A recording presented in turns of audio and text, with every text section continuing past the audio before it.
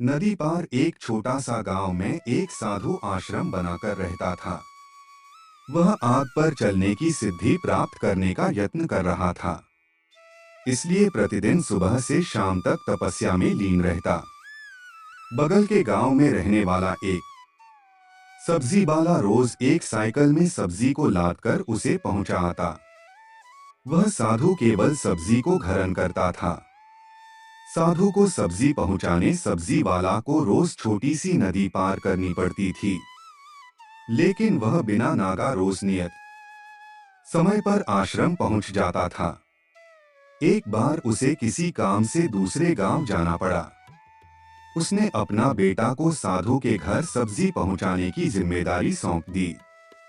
लड़का एक दिन साधु को सब्जी पहुंचा आया। अगले दिन तेज धूप था।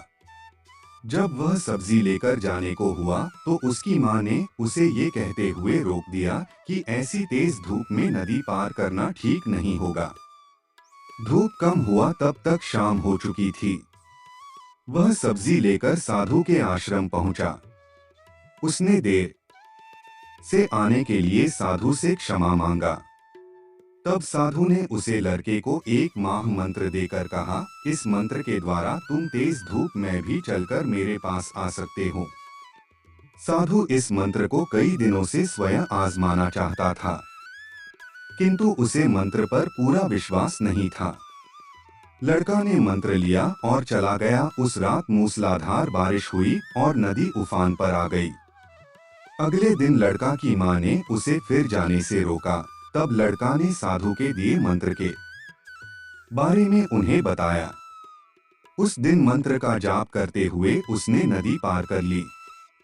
साधु के पास जब वह पहुंचा तो उन्हें धन्यवाद देकर बोला, गुरुदेव, आपके मंत्र द्वारा आज मैं नदी पर चलकर सही समय पर आपके पास पहुंच सका। आपका धन्यवाद।